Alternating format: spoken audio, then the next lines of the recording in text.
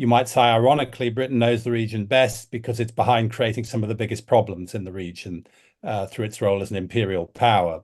So hubris is one part of it. The other side is fear, I argue. This was Nigel Ashton. Nigel is a prominent British historian specializing in the study of modern history, especially focusing on British foreign policy and the Middle East. He's a professor of international history at the London School of Economics and Political Science. As if all of this is not enough, Nigel is also the author of a number of highly influential books.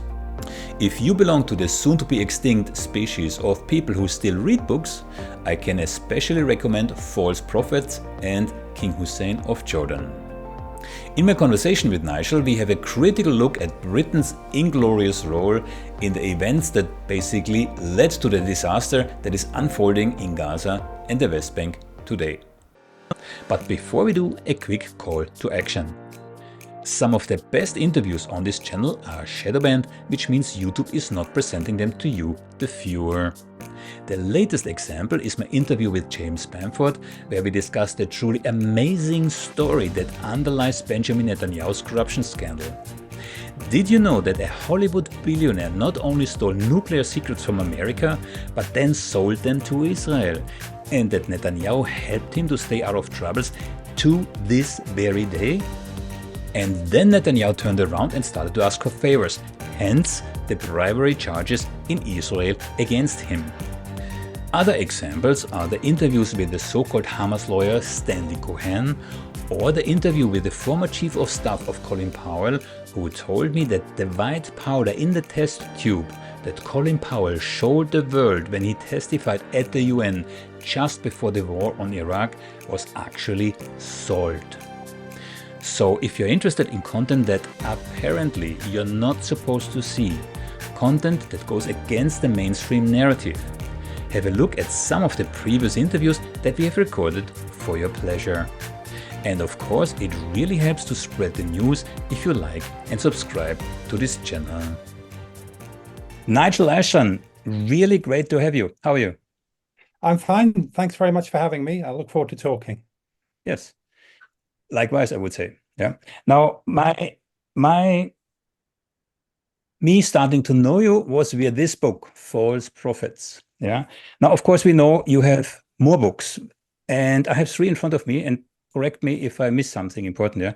So there was Kennedy Macmillan and the Cold War, number 1. Second one, really, really interesting, King Hussein of Jordan, A Political Life.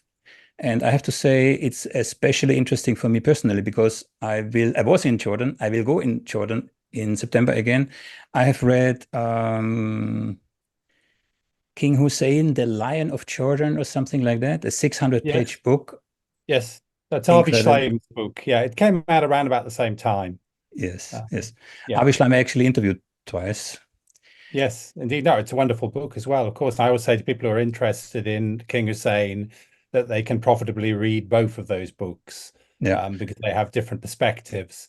Obviously, Avi's main interest was the covert relationship that developed between Israel and Jordan, and the covert meetings that King Hussein held really across the whole period from 1963 all the way up to the early 90s when the relationship came out into the open. And that was Avi's main interest, that kind of covert relationship. And more broadly, of course, the relationship between Israel and Jordan. And I think I was more interested in Jordan in its kind of broader international setting, its relations with the Western powers, where it fitted in the Arab world, and how King Hussein kind of saw himself, moving in all of those different circles, basically. Trying to preserve a regime in, at the crossroads of the Middle East, subject to all of the kind of conflicts in the region, not just the Arab-Israeli conflict, but, over the years, obviously, yes, of course, the Palestinian question, but also events in Iraq, of course, which loomed extremely large in the last years of his reign, the Gulf crisis of 1990 to 91, the campaign to overthrow Saddam as well through the 90s. So all of these things, kind of Jordan was the heart of an awful lot of this. And obviously the different books I've written, they all kind of build on each other as well. So I drew on the work that I'd done on King Hussein of Jordan when I was writing the False Prophets book. And, for those who get as far as looking at bibliographies, you'll see that I put the, not everyone does, but what you'll see that I put obviously the Jordanian sources that I consulted, because I was very fortunate that I got access to King Hussein's private papers in that period, which, as far as I'm aware, is still a unique thing. I don't think anyone else has managed to do that. So I drew on those in that book, but obviously I drew on them as well in this most recent book, False Prophets, that looks at things more from the kind of British side. I might come back to you on the topic of Jordan. Yeah. But yes, of course, please do. That's not the topic of this call. The topic basically of this call is what's in this book, False Prophets. And I would like to limit it. I would like to limit it a little bit because it's an expansive book, not expensive, expansive. It's actually very, very reasonably priced, actually. Yes. Yeah. And it's so relevant in the days today, right? Because I mean, for me, I'm a European. Yeah, I live here in the Netherlands. It's a safe country. Everything is regulated, and so yeah. If we then look at the historic involvement of Great Britain, and again, we can't roll up whole history right now, and how our Britain behaves today vis-a-vis Palestine, not vis-a-vis Israel, then it's fun. If objectivity exists in that matter between Israel and Palestine, so for an objective view, I do not understand why we don't have more compassion for what happens to Palestine, knowing what in the history has taken place. Yes, so I mean, there are kind of in the False Prophets book, there are two big themes about the British role in the region. One, which is what I'm going to talk about now, is hubris. In other words, a form of arrogance. A belief that Britain knows the region best of all. You might say, ironically, Britain knows the region best because it's behind creating some of the biggest problems in the region through its role as an imperial power. So hubris is one part of it. The other side is fear, I argue, that Britain has conjured threats from the region. And I start off with the Suez Crisis of 1956 and the supposed threat posed by the Arab nationalism of Gamal Abdel Nasser, the Egyptian leader. And I move all the way through the 1970s with, again, the threat of cutting off oil supplies, the economic threat to Britain with the oil crisis of 73. And I move on into as I mentioned before, into the 90s with the threat posed by Saddam Hussein and his own particular brand of Arab nationalism. And then I come, of course, into the 21st century and the threat posed by, jihadist terrorism post 9/11, invasion of Iraq, Afghanistan, and all of that history. So the other side of the coin to hubris is fear, with Britain conjuring threats from the region and focusing on it, evolving threats, basically, because obviously Arab nationalism of Nasser is not the same kind of threat as that posed by the jihadism of Osama bin Laden, for instance. But that's the other side of the coin. If I come back to the first part, then the hubris part, yes, Britain is there arguably at the birth of a lot of the problems in the region. If you look at the imperial carve-up of the Middle East region after the First World War, it's Britain alongside France who are leading that, drawing the new borders in the region, carving out new states from the defeated Ottoman Empire. And crucially, if we're thinking about Israel-Palestine, of course, Britain, as a result of the discussions after the First World War, obtained a League of Nations mandate over Palestine. And crucially, Britain incorporated into that mandate the Balfour Declaration of 1917. Again, very famous declaration in the history of the broader Arab-Israeli conflict, but certainly Israel-Palestine, because it was in that declaration that Britain committed itself to securing a national home for the Jewish people in Palestine, at the same time as on the other side of the coin, in a contradictory fashion, saying this would be done without prejudicing the rights of existing non-Jewish communities in Palestine. And of course, what you then see is the whole history of the mandate through the 20s, the 30s, into the 40s, is really about Britain trying to square this impossible circle. How can you establish a national home for the Jewish people in Palestine without in some way prejudicing the rights of existing non-Jewish communities in Palestine? And when you come to the very end of the mandate, the final phase, those years from 1945 through to 1948, and the collapse of the mandate, what you find is Britain, uniquely in its imperial history, actually dropping the problem and running. I say uniquely because it's not as though Britain didn't leave problems behind elsewhere. Everybody thinks, of course, about the Indian subcontinent, the creation of India and Pakistan, and the huge movements of population and the loss of life. These were huge problems as well, but uniquely in the situation of Palestine, Britain did not hand over power to anyone. It simply withdrew its forces and left the different parties to fight it out on the ground. And I always remember interviewing, when I did the book I wrote on King Hussein, I interviewed someone called Hazem Nusseibeh, who had been a junior official working for the British in Palestine at that time. He later went on to be Jordan's foreign minister in the 60s. And I always remember Hazem Nusseibeh saying to me, the mandate dissolved like salt in water. The British, I went home before the weekend. The British were there. When I came back after, they'd gone. So Britain just basically dropped the problem and ran, if you want to put it very bluntly. Now, that didn't stop British officials and leaders in the decades subsequently still thinking they had a unique knowledge about the situation in obviously what became Israel after the war of 1948-9, believing they had unique knowledge applicable to resolving the Israel-Palestine conflict. Yes, they had unique knowledge, but it was in a sense unique knowledge of not resolving the problem. But that still led to a large measure of hubris, I think, in the decades thereafter. With British officials as well as British leaders thinking that they could bring this kind of unique perspective to bear on the problem. You said Britain handed it over to the UN, right? Well, what happened, so that's also an interesting episode. So just before the collapse of the mandate in 1947, you're absolutely right, Britain referred the problem to the United Nations. Why, you might ask? Britain was the mandatory power. Well, in legal terms, Britain's original authority as the mandatory power came from the League of Nations, and the United Nations was the successor organization. But that's not really why Britain referred the problem to the UN. They referred the problem to the UN in 1947 because they believed the UN wouldn't be able to solve the problem. And what would then happen was the problem would come back to Britain, with other options having been exhausted, and Britain then being in a stronger position to impose its own solution in Palestine, which would not have been partition. There is no way Britain wanted what the UN actually came up with, which was the partition plan of November 1947. Britain wanted a unitary state in Palestine, an independent unitary state. It wanted to keep its good relations with the Arab states.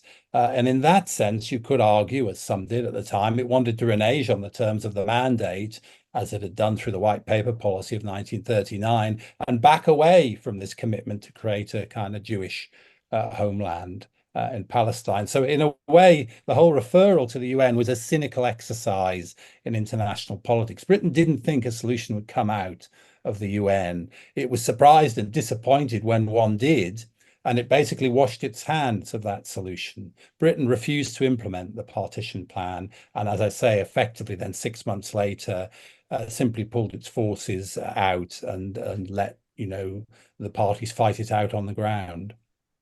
That's an interesting argument that I haven't heard before, that Britain actually wanted to come back, not expecting the UN to come up with any results. The story that I'm hearing again and again is actually that Britain was kicked out by the, the precursors of the IDF, Lehi, Haganah, Irgun. And so with the terror campaigns, that the Jewish terror gangs, those are not names that I'm providing, according to the precursor of the CIA and British intelligence services, they called them terror gangs, right? So yeah, I mean, at the time, that's how it was seen, of course, absolutely. And I did a piece of work subsequently on the Labour government of the 1970s. It's included, of course, in False Prophets, the chapter on the Callaghan government of the latter part of the 1970s. And when I did that particular piece of work and that chapter, what I found is that 2 decades later, when Menachim Begin was elected as Prime Minister of Israel, of course, he'd been a leader of the Irgun, in the Mandate days, and the British Foreign Office hadn't forgotten that. So his character profile in the Foreign Office files 2 decades later described him as, quote, a local terrorist made good. Because they still, and there were a lot of material in those files about they were worried about welcoming him to London, given the history of what had happened back in the Mandate years. And even Begin himself, from the other side, had a kind of equivocal view of Britain. On the one hand, he saw Britain as, in a sense, facilitating the creation of the State of Israel, because the Balfour Declaration was a founding text in that. But on the other, of course, he hadn't forgotten fighting tooth and nail against Britain in the 40s as a underground Irgun leader, and being a wanted terrorist under the British Mandate. A couple of things to be said. Yeah. So I think you even described this incident, if I recall correctly, in your book. They hanged a couple of British soldiers on a tree. That's right. Yeah.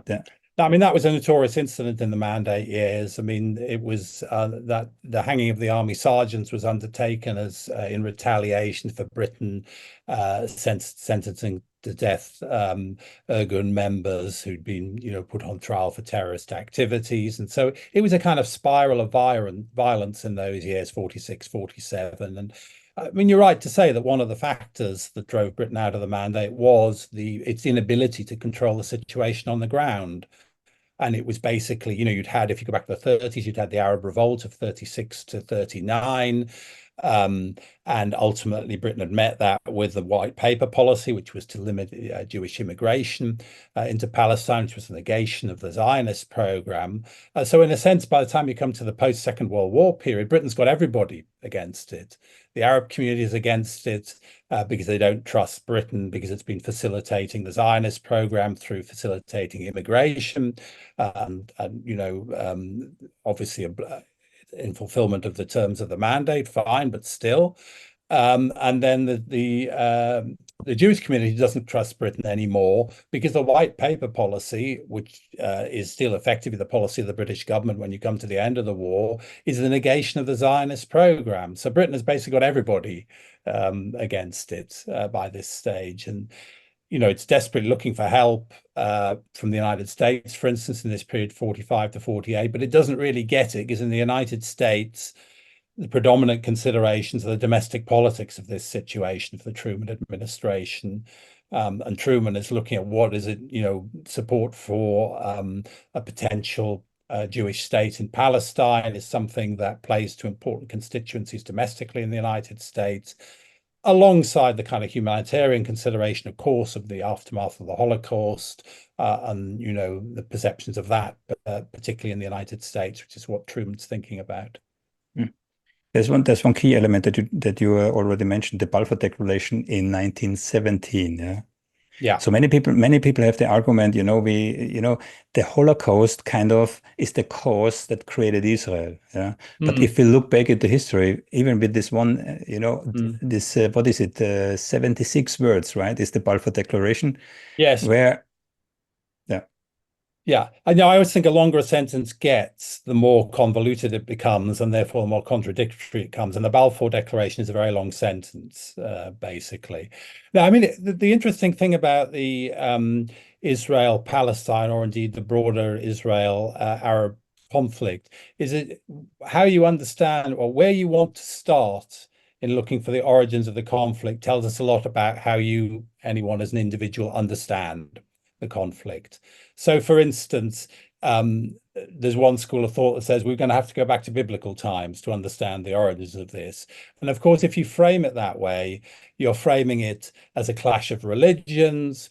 And indeed, for instance, in the most recent response of the Israeli government, Prime Minister Netanyahu to the International Court of Justice ruling on the illegality of Israeli settlement activity in the occupied territories. Of course, Netanyahu's frame of reference is to go back to biblical times and say these are, Jewish lands going all the way back to biblical times. So if you frame it in that way, you're framing it as this great longer range historical conflict with a large kind of religious component in it.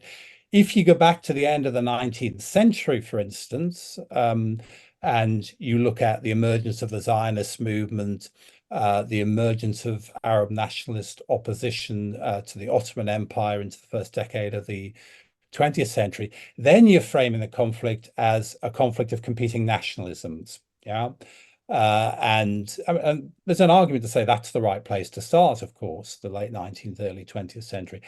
But finally, if you say you want to start with the First World War and its legacy, which I started talking about, of course, at the beginning of our conversation, then you're saying what you're really looking at here is a conflict that is a legacy of imperialism, of the carve-up of the region by imperial powers, specifically Britain in this case, pursuing their own interests.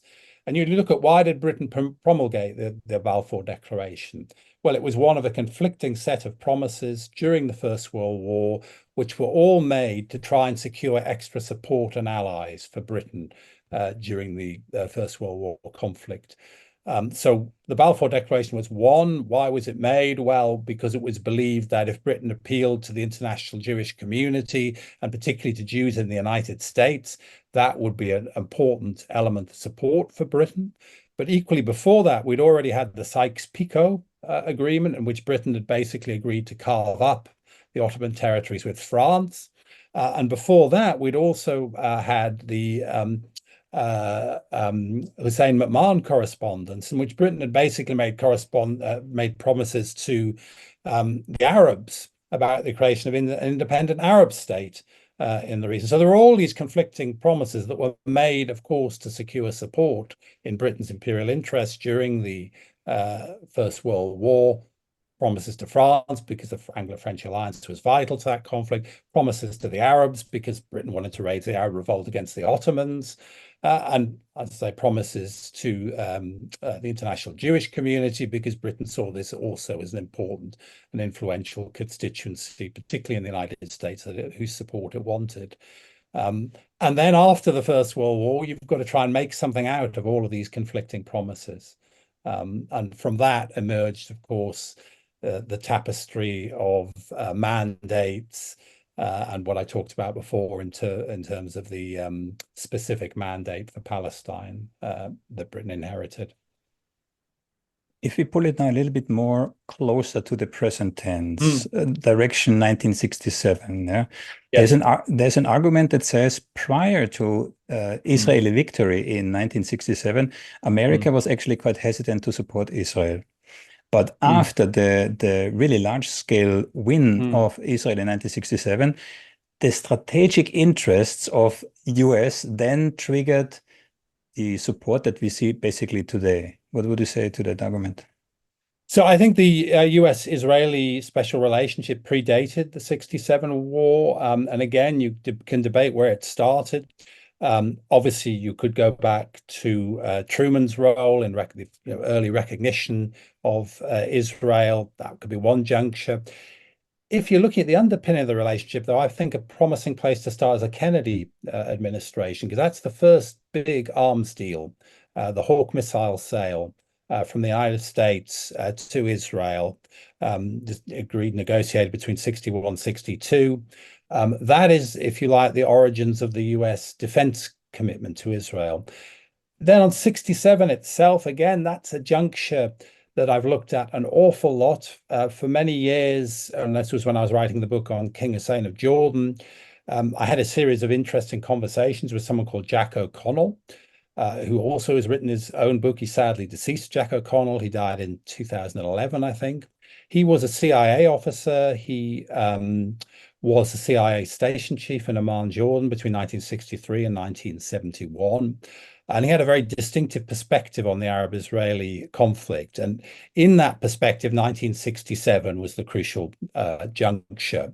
And so I always remember one of my longer interviews with him, and I put some question to him about, or he made a comment, sorry, about the war. And then I asked him, which war do you mean? And he said, 1967, was there any other? Yeah, so for him, 1967 was the key year when everything changed. And what did he always focus on? This is something I've also investigated over the years, is what was the extent of the so-called US green light to Israel in June 1967? In other words, how far was the Israeli strike initially, of course, on Egypt, but subsequently Jordan and Syria. How far was that, in a sense, green lighted by the Johnson administration? And the most interesting thing to investigate there is the visit by the Mossad chief Maya Emmett to Washington, D.C. at the beginning of June 1967. And Emmett was, in a sense, an emissary of the Israeli government, who was sent really to test the waters about the US reaction should Israel decide to take matters into its own hands and launch this strike. And Emmett spoke to not only the Secretary of Defense, McNamara, he also spoke to his opposite number, CIA Director Dick Helms. And it was on those conversations that O'Connell always focused. Because in his later life, O'Connell was a good friend of Helms, and they used to talk and talked off the record and so forth. And Helms, basically, his view, which was one he never really put down on paper, was that essentially Johnson had green-lighted the Israeli attack, and the accounts of these conversations between Emmett and Helms and Emmett and McNamara, these went to Johnson. He signaled basically informally that, as far as he was concerned, it was fine if the Israelis attacked. This was at odds with the public position adopted by the United States, which was still at that stage that we're looking for a diplomatic resolution to the crisis that had blown up in the second half of May 1967. So certainly 1967 is a crucial juncture in the relationship from that particular point of view. Israel, of course, launched its attack for its own reasons, in its own interests. But I think there's little doubt that they believed that the United States was sympathetic to the position that they found themselves in, and was certainly not going to be opposed, at the very least, to that attack. The reason why I'm asking is, of course, there are some geostrategic interests of the West, and of the West, that's us. Yeah, we can debate who is the West, who's leading the West, etc., and the relationship between the US and UK. Yeah, but from a realpolitik point of view, yeah, there are geostrategic interests, and I don't know how many people said it already. They view Israel as the villa in the jungle. Yeah, so this old, divide and conquer rule that the British, or that the Americans inherited from the British, actually, is still being seen today. I think it's interesting because the United States, if you spend some time in the United States and you talk to people who make policy in the United States, which is some of these things I've done over the years, you do get a sense that there's a very different perspective on Israel and its place in the region than you perhaps find in most quarters in Europe. I'm not going to say everywhere, because there are some distinctions. I mean, the Netherlands, for instance, is, of course, a country that's traditionally been very sympathetic to Israel and pro-Israel for various reasons, which I won't go into right now. But broadly speaking, you can say the United States has tended to kind of plow a furrow that's much more sympathetic to Israel. Again, I'm generalizing here, broadly, than have most of the Western European countries. And I think there are a number of factors in that. I mean, we talked a bit before about President Truman and his role in the kind of early recognition of Israel. And you do find still a strong strand of this, what Truman would have seen as this kind of humanitarian perspective, that the only way the Jewish people could be safe in the world was with a state of their own. This is, again, coming back to what we mentioned before in terms of the aftermath of the Holocaust. So that strand lives on. But there's also another, I always find quite interesting, there's a kind of analogy with the sort of winning of the American West. Yeah. So we look on the winning of the American West in a very different way now than we would have done kind of 60, 70, 80 years ago. To put it very bluntly, cowboys and Indians films look very different now to what they would have done going all the way back to that sort of period. But this analogy of the winning of the American West is this notion that somehow the Zionists were these settlers kind of, creating a country, building up a country, in the most kind of unpromising terrain. A land without people, this for image people of without kind of land. the frontier and this sort of thing. Yeah. So there's always been that in the United States. And then there's been another element, and this has always been this element of Israel as the kind of lone democracy. Yeah, that it's surrounded by these Arab states that by and large, are not really democratic, and Israel has a democratic system. And that's, again, always kind of weighed heavily in the scales in the United States. And then another element, of course, and part of what I talk about in the book, of course, is the Cold War perspective back in that period. From the late 40s through to the end of the 1980s, Israel seen as a reliable anti-Soviet ally within the framework of the Cold War. And that, that was a big factor in US thinking, say, through that period. Look at some of the conflicts of the 80s, the Israeli invasion of Lebanon in 82. That's been back a bit on the radar. More recently, we had the Israel-Hezbollah conflict resurfacing, and everyone's talking about what are the implications of a possible Israel move into Lebanon. They're back looking, well, what happened in 82?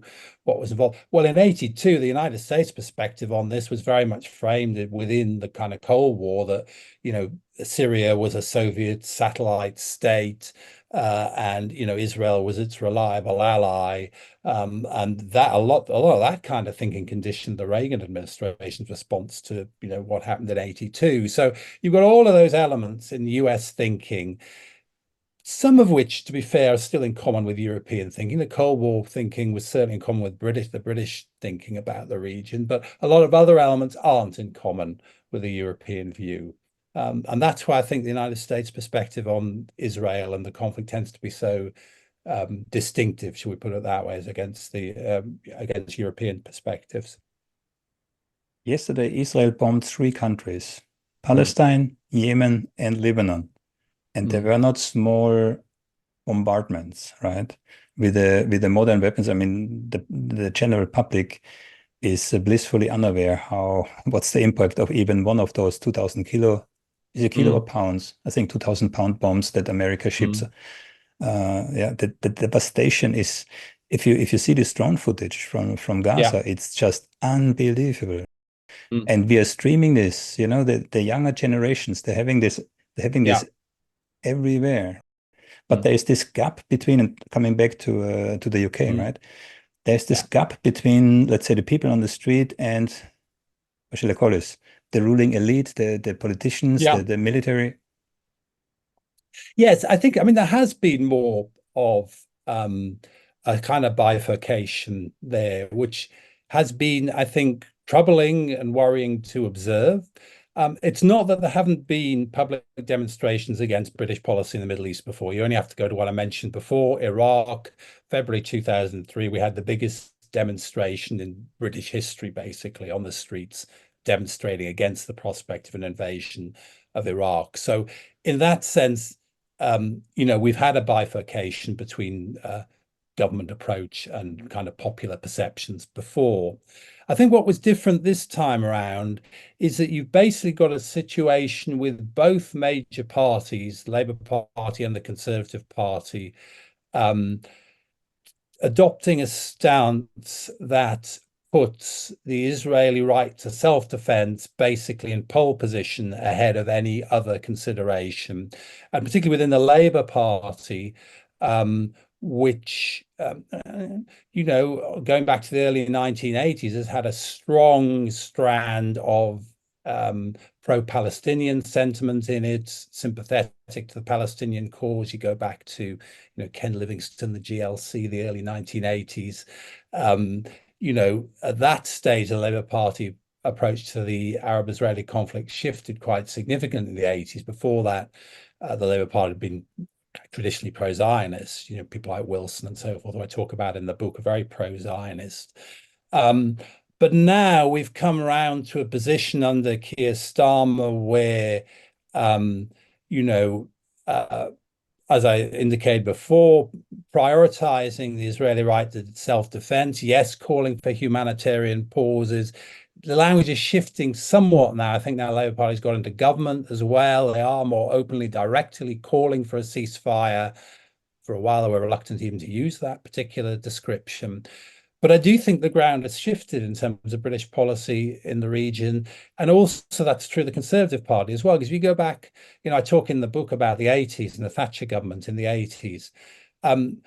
Although it wasn't acknowledged at the time, Thatcher was actually quite sympathetic to the Palestinian cause. In her memoirs, I quote this, she talks about visiting a refugee camp when she visited Jordan in the mid-80s. And, she described this incident. I talked to one old lady who was said to be 100 years old or something, sitting in the shade of a tent. And all she was concerned about was the protection of Palestinian rights.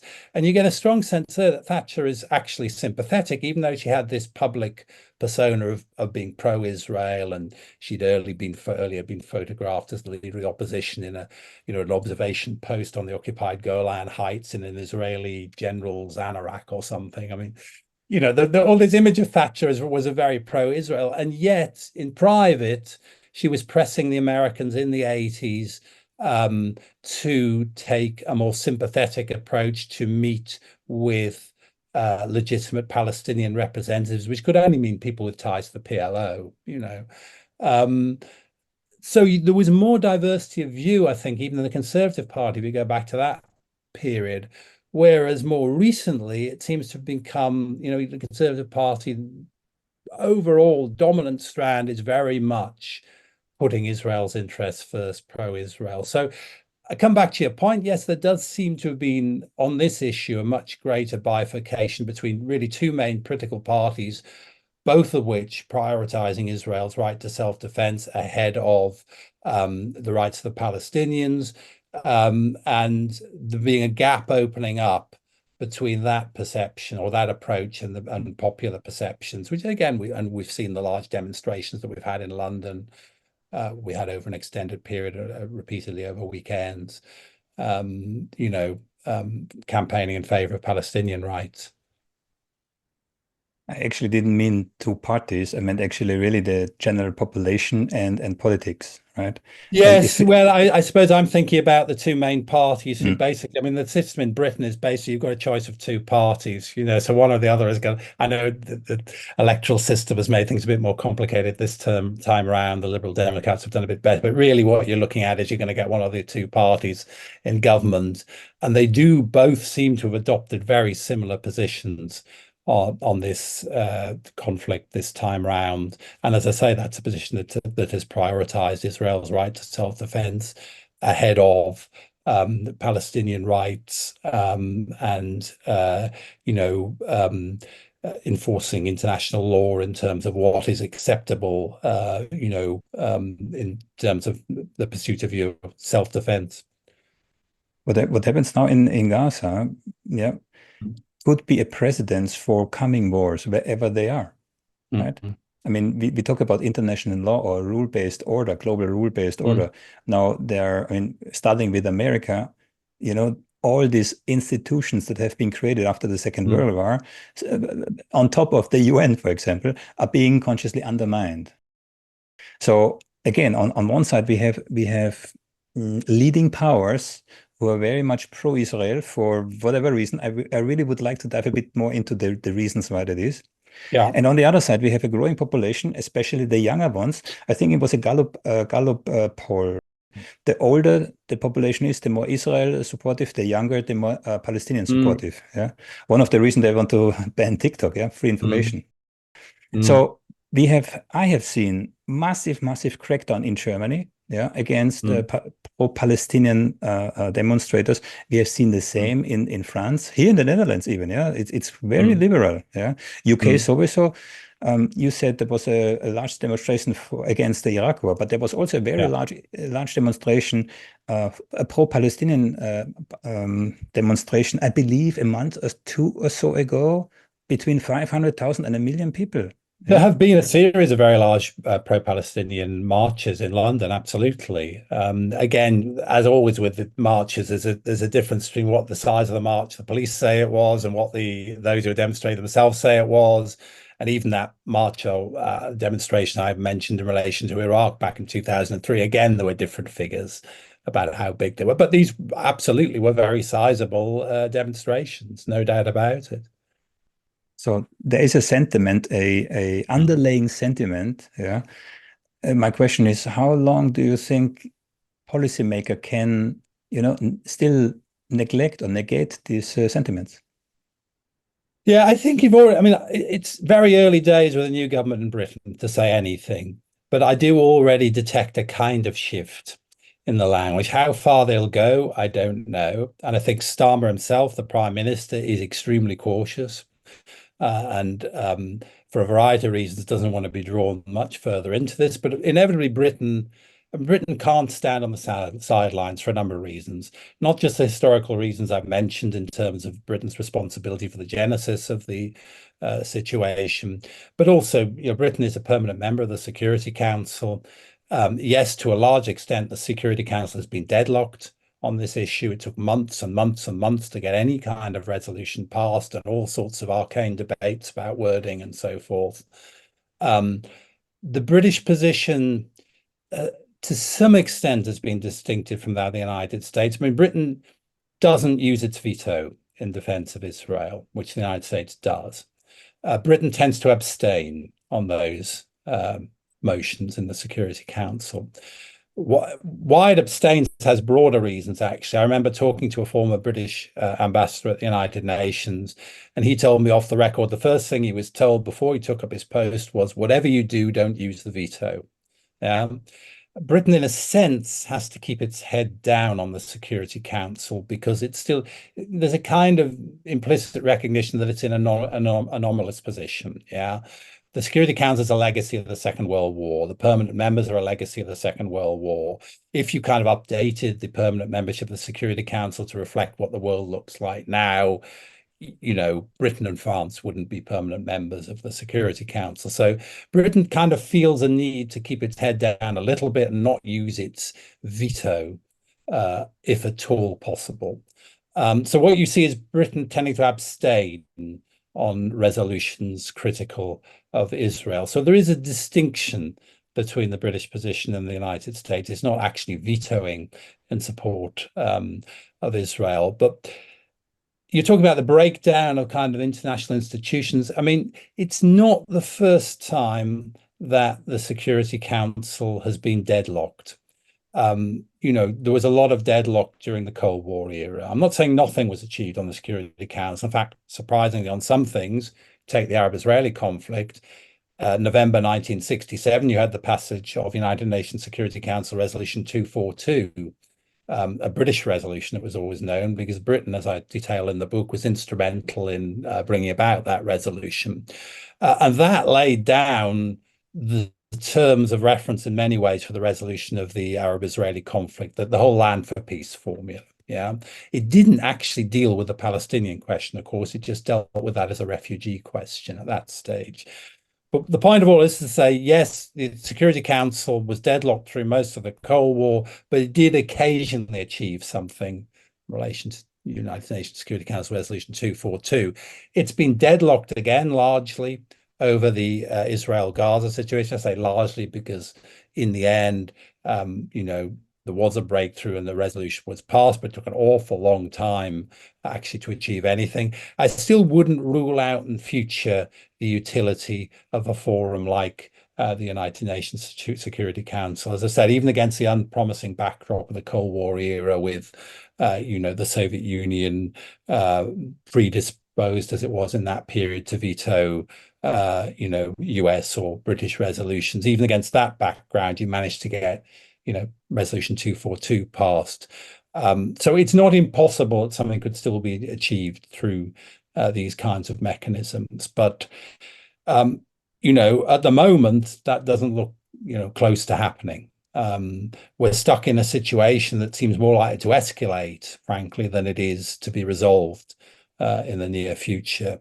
And specifically in relation to Gaza, beyond the tragedy of what's happening to people on the ground, the protagonists, for instance, looking at the Israeli side, there's no real agreement on what should happen. Even if what does the Israeli government want in Gaza? Well, it wants to destroy Hamas. What does it want to do after that? Well, it's come up with a kind of nebulous plan for kind of humanitarian or safe zones. Well, that isn't any way to actually govern a territory. Who's going to be running Gaza? They've got no actual, and this of course was the reason that Gantz pulled out of the Security Cabinet. There's no plan.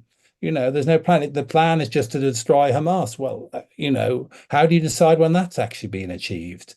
So in a sense, there's no, and even if you look at, you're looking at it from the outside, the Arab states, the United States, there's a lot of talk about the two-state solution, but there's no real plan of how on earth you're actually going to navigate your way towards that. And, frankly, and it pains me to say it, the two-state solution has never looked further away now than it has at any point.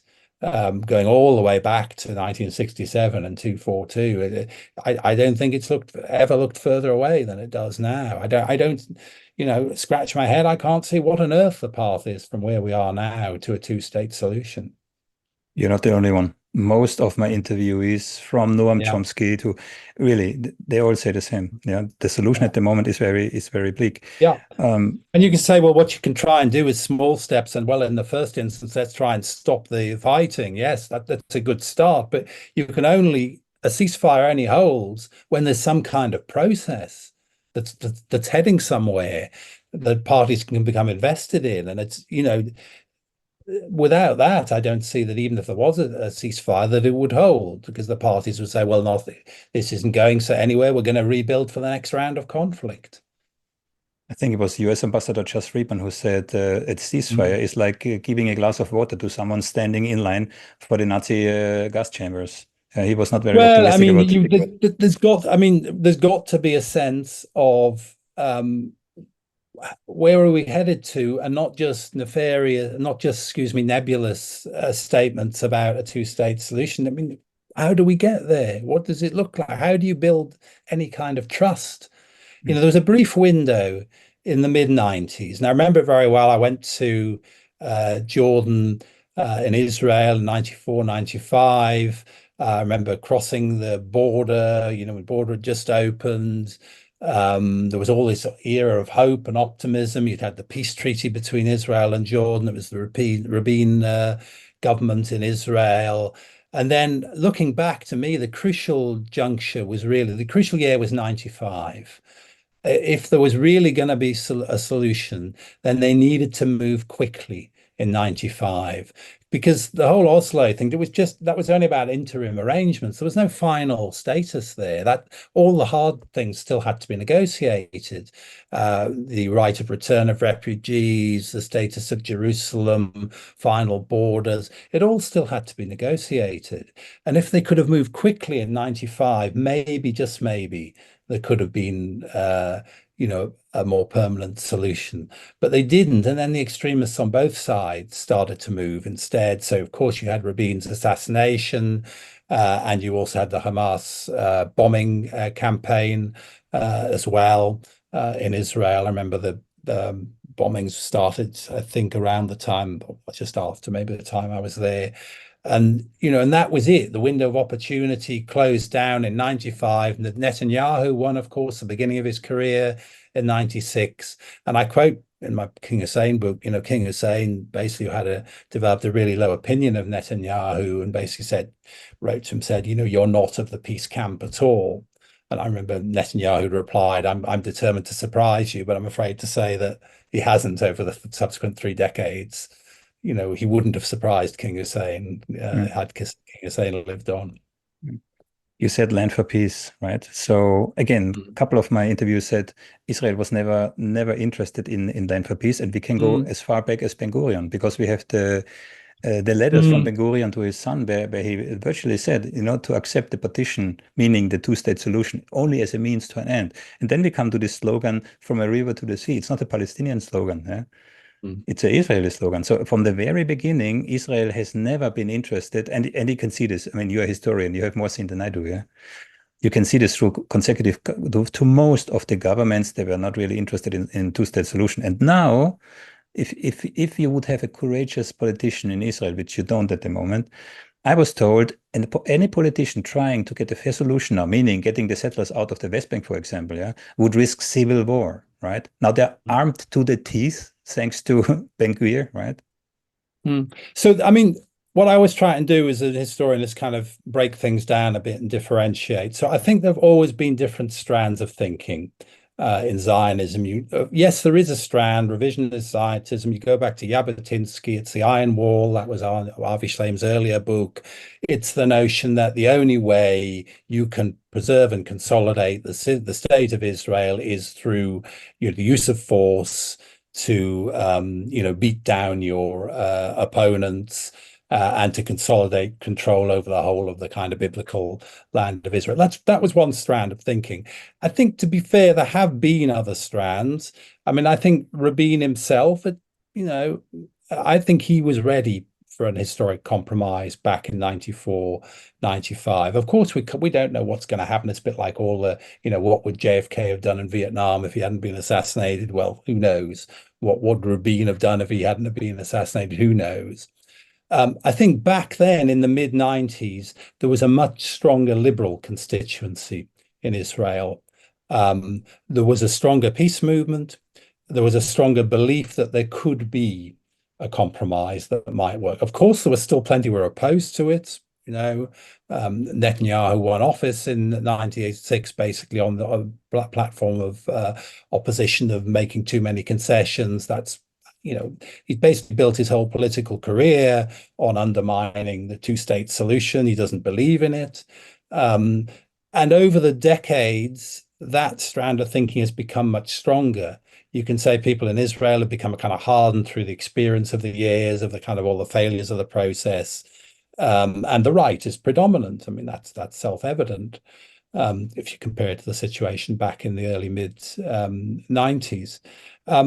So you've got a long, long way to go from where we are now, frankly, to on both sides to kind of rebuilding any sense of belief or trust that that people can live together, that there can be any kind of compromise. Because ultimately there has to be a compromise of some sort. It can't be that one side completely beats down and defeats the other. That's not a kind of sustainable long-term situation. There has to be some kind of compromise, but how on earth we get to it from where we are now? I'm always grateful for the fact that I'm a historian who looks out of the rear view mirror rather than kind of looking out the front window. I'm always looking at where did we come from? How did we get to where we are now, rather than, and where are we headed next? That gives me the kind of luxury, in a sense, of not having to make prediction. But it also makes me, as I say, unfortunately, deeply skeptical about a way forward from the situation where we are now.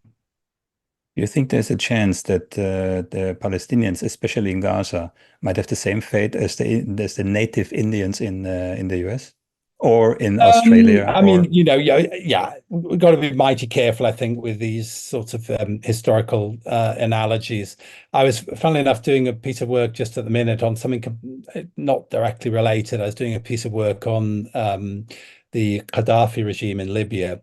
And obviously you'll remember he came to power in 1969, Muammar Gaddafi, and he was deposed in 2011, rather brutally deposed, of course, during the Arab Spring. And I was looking at the kind of history of this regime, and there was a British ambassador there in the late 1970s who I've decided was the king of misplaced historical analogies. And in one of his dispatches back to London, he was saying, well, I think Muammar Gaddafi is more Joan of Arc than the Emperor Caligula. Well, what do you make of historical analogies like that? I don't think he was either Joan of Arc or the Emperor Caligula. But there you go. We've always got to be careful with these kind of historical analogies. I think in relation to the position of the Palestinians, and again, I go back to all the work I did on Jordan when I was writing on King Hussein. I've incorporated in this book False Prophets.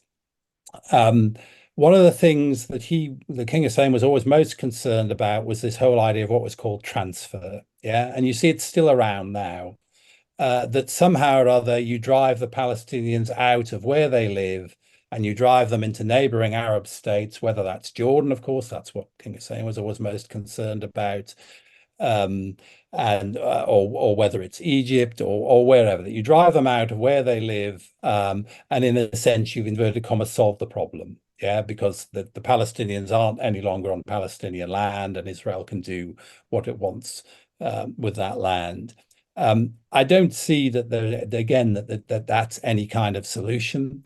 I know, again, if give you the mention the Dutch side of this. Of course, Geert Wilders came out, didn't he, with a statement recently that Jordan is a Palestinian state. Absolutely no surprise that the Jordanians immediately called in the Dutch ambassador to complain about that.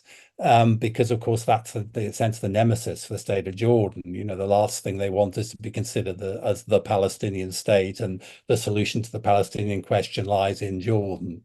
The solution to the Palestinian question lies ultimately in Palestinian rights and self-determination on Palestinian land. That's what the solution to the Palestinian question is. And any other attempt to solve it through military means, through transfer of population, that will not be, aside from its illegality, would not be a sustainable long-term position. I just realized I made a mistake an oversight in my preparation, right? Because there is a document coming from an Israeli, I don't know which part of the government it was. So there's a leaked document, and I will put a link in the description of this interview. Yeah?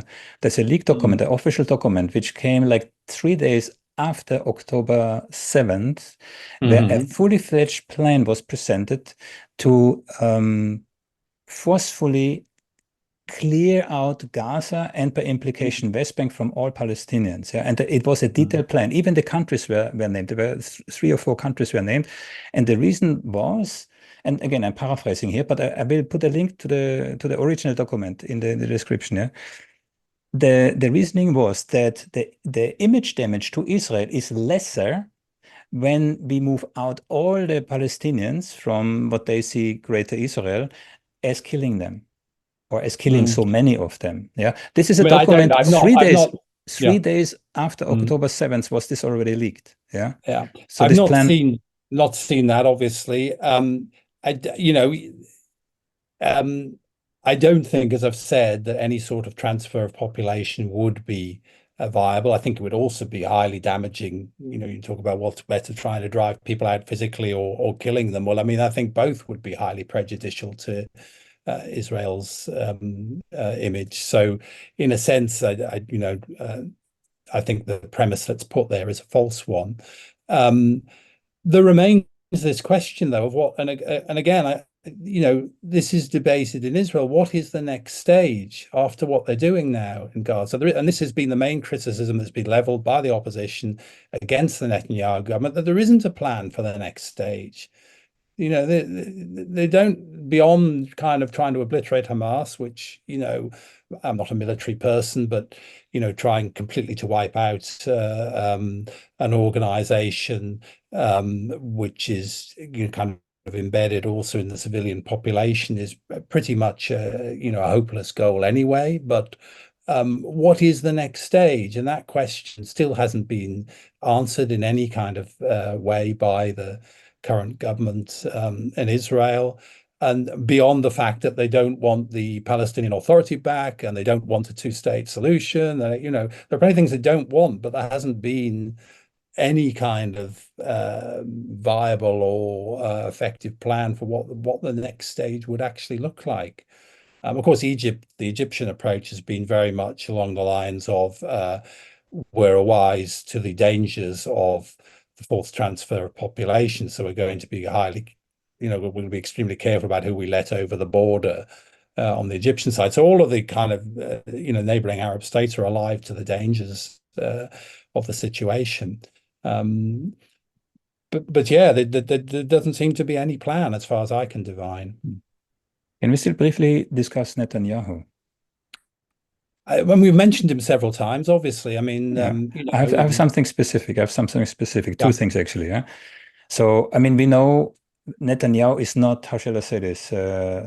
If Netanyahu would step down or would be deposed, the problem wouldn't end. Yeah, that's not what I'm saying. Yeah, but is there not, let's say, a conflict of interest? Is not Netanyahu having personal reasons, seeing his engagement in those corruption scandals, to prolong this war as much as possible? Yeah, I mean, he certainly has his own personal reasons. But again, if you look at Netanyahu in the long run, I mentioned that correspondence back in the mid-90s with King Hussein of Jordan. I mean, Netanyahu is very much a representative of this kind of revisionist strand of Zionism.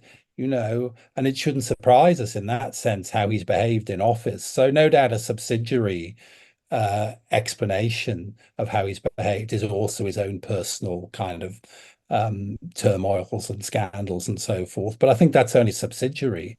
The bigger picture of how he's approached the Israel-Palestine question is very much within the framework of he doesn't believe in the two-state solution, and he regards the occupied territories as part of the land of Eretz Israel, basically. So again, in that, I don't think we need, in a sense, more than those basic ideological convictions to explain how he's behaved while he's been in office. Have you looked at, and again, aside of what you just said, yeah, have you looked into the corruption charges, the three corruption It charges? isn't something, no, I haven't focused. I'm a kind of international historian, so I look at more on the level of relations between states and peoples and so forth, rather than the internal politics. So obviously, of course, you can't completely exclude. You've got to understand the internal dimensions as well. Understood. I've not looked at it in detail, I must admit. Yeah. Is there anything close to your heart any topic that we didn't cover? No, I mean, I suppose I would conclude by giving a little plug to my book and saying that, it does provide a kind of unique perspective on the role of Britain across these decades in the region. Israel-Palestine looms large in all of that, absolutely. There are some parts of it, again, which people might not focus on, but early 70s, for instance, I've got some pretty unique information about British intelligence activities in the region that carried on through the 60s into the early 70s that I got from various previously untapped sources. So there's a lot in there for those who are willing, and I know you picked it up and read it. But there's a lot in there in terms of detail for those who are willing to kind of dig in a bit further. And there's also, it might seem a bit of an odd thing to say, but where I can, I try to bring in anecdotes that give you more of a kind of human side and even occasionally a lighter side to the picture of British involvement in the region. So it's not a heavy going. It is a lighter read from that point of view. You had a lot of direct quotes from people who actually shaped history. And I think the one thing that I took away with me was that I always thought, the Americans are the hawkish ones. But on overall, exceptions notwithstanding, from the quotes that I saw and from the history that you described in the book, it's actually Britain. And one example is of course Tony Blair when we talk about the Iraq War. Yes, indeed. Yeah. So it was Britain who is driving this, and this is only one example of many where No, I mean, absolutely. That whole period in the early 2000s, the aftermath of 9/11, the invasion of Afghanistan, Iraq, all of that. I mean, Blair was a prime mover, and he genuinely believed, as he told his press secretary, Alistair Campbell, on one occasion, it's worse than that. I actually believe in this. He believed in this campaign to kind of propagate freedom and democracy through kind of Western intervention. And he believed in this nexus of weapons of mass destruction and international terrorism that he thought was going to define the 21st century. And as I say, at one point, with a small amount of irony, with 2.5 decades on, we're still waiting for him to be proven right, because it hasn't happened. The nexus of international terrorism, weapons of mass destruction. But let's hope he isn't proven right at any point in the rest of the century, anyway. I have one last question for you. Yeah.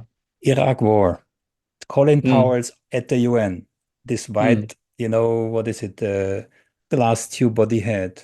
Remember this iconic image? Do you remember this is when he's supposed to be holding up this vial of kind of, the Do you know what was in there? I did see this recently. It was something completely innocuous, wasn't it? It's sold. It's sold. Yeah, that's my interview. I interviewed his former chief of staff, Larry Wilkerson, and he told me smiling, it was sold. Yeah. Yes. Well, I suppose he couldn't really bring anything more dangerous into the Security Council chamber, could he? But no, of course not. He wouldn't take. They do say you have to watch your salt, don't they? Exactly. But this is the level of misinformation. It's just incredible. It's I just think incredible. Colin Powell felt afterwards that he'd been kind of hung out to dry, though, didn't he? I He mean, said, shattered yeah, his credibility, yeah, didn't it, that yeah, incident? yeah. We've had iconic moments in the Security Council. We had the famous Adlai-Stevenson confrontation during the missile crisis. I gotta wait till hell freezes over my answer and this kind of thing. Don't wait for the translation, all of this sort of thing. So there've been some kind of iconic moments in the Security Council. That is one, but unfortunately for Colin Powell's point of view, for all the wrong reasons, because everybody remembers it for being a kind of conflated tissue, if you like, of claims. I've mixed all sorts of metaphors there, but you know what I mean. A kind of, there was no real substance there behind it. And it was intelligence very much in the service of a political agenda. Um, and that shows, I suppose, ultimately, the intelligence services are manned by human beings as well, who all want to get on in their own careers, and telling the people up the line what they want to hear is, of Mm. course, normally a good way to get on.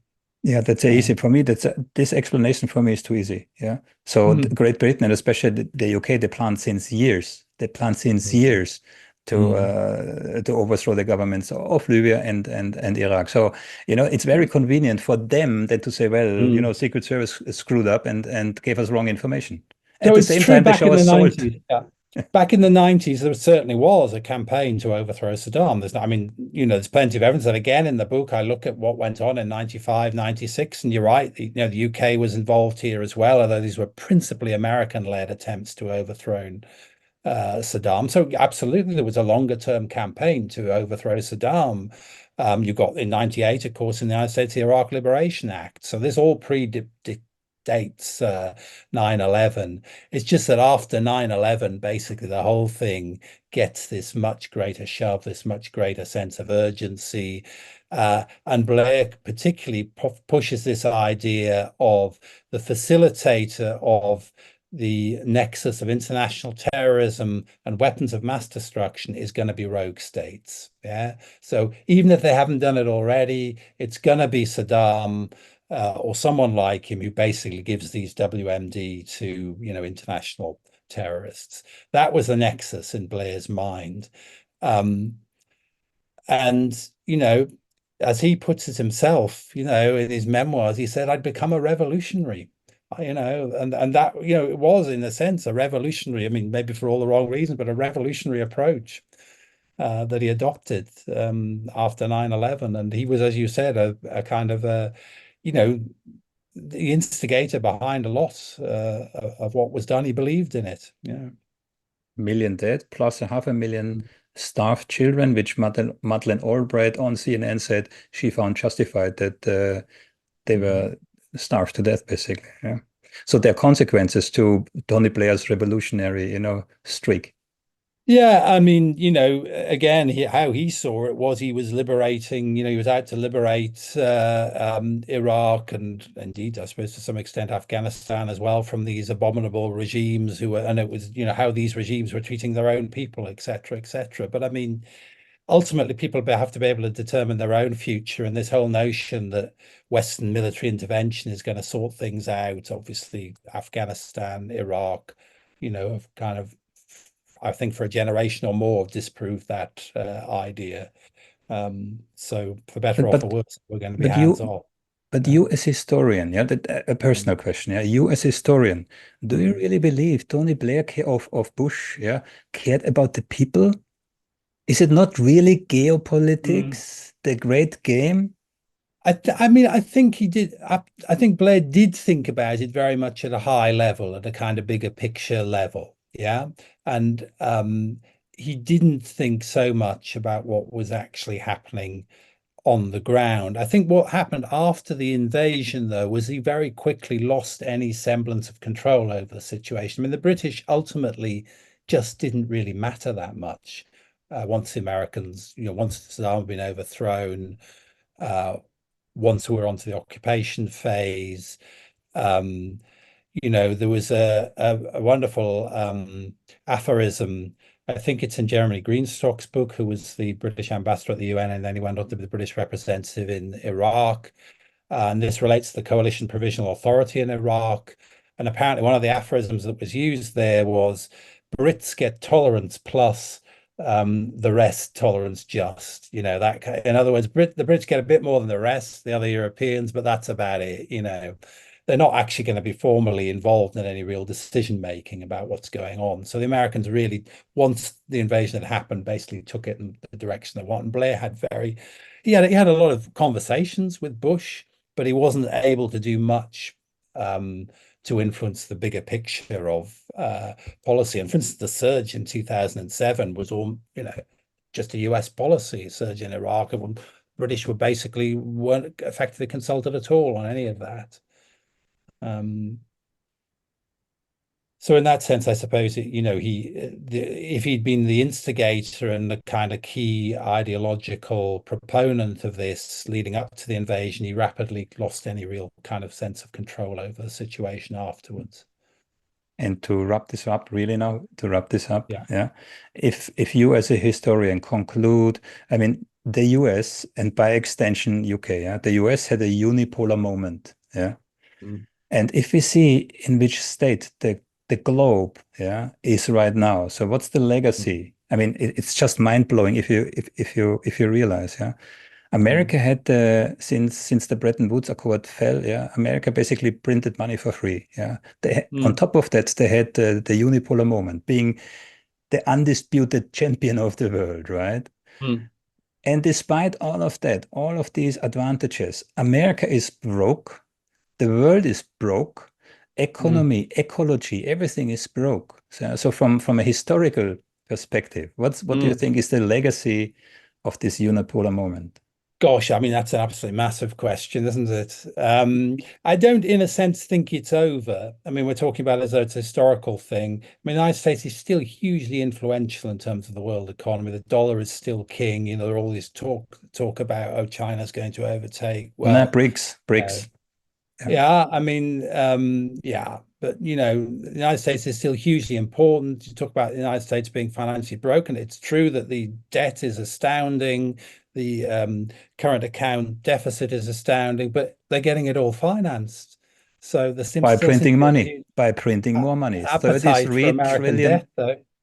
So I'm not totally convinced that the unipolar moment is actually over. I accept what you're saying, that the United States is not in the position it was in the 90s, where in the wake of the end of the Cold War and the defeat of Iraq and the Gulf Crisis 1991, the United States was in a hugely preeminent position. In some ways in a stronger position even than it had been after the Second World War, and not economically, because obviously it was hugely predominant economically after the Second World War. But after the Second World War, obviously with the development of the Cold War, it still had strong opponents. In the 90s, that didn't seem to be the case. But in many ways, the 90s have kind of laid, or how can I put it, laid the foundations for a lot of the problems that we've got now. And I talked about, well, things went wrong in relation to the Arab-Israeli conflict when that brief window of opportunity in 94, 95 was closed down by extremists on both sides. And a lot of the suspicion of the use of international institutions, of the use of international law, was generated in that period at the end of the 90s and the beginning of the 2000s by things like the response to 9/11, the invasion of Iraq. I mean, Putin, of course, comes back to that, doesn't it? I'm not going to, in any sense, justify anything Putin's done, which is absolutely monstrous across the board. But Putin always comes back to this period in 2003. Well, the United States did what it wanted and bent international law to its own rules. So we've kind of got a legacy of the late 90s and the early 2000s that we're living with and dealing with now. And, that means we're in a kind of deeply skeptical and kind of unfortunately polarized and divided period, and as I've said before, fortunately, my job as a historian is not to see the way forward, and more to describe how we got here. So, I won't be proposing ideas of how we get out of where we are now anyway. On that note, Nigel Ashton, thank you so much for your time. It's really appreciated. Yes, good to talk. Thank you. Thank you for tuning into SaltCube Analytics. We hope today's episode gave you something to think about and challenged the way you see the world. If you enjoyed the show, don't forget to subscribe or follow us and leave a review or a comment. Your feedback helps us keep questioning the status quo. For more insights and discussions, follow us on YouTube, Rumble, TikTok, Twitter, Spotify, Apple Podcasts, or any of your other preferred podcast platforms. Until next time, stay informed, stay curious, and remember, always look beyond the headlines.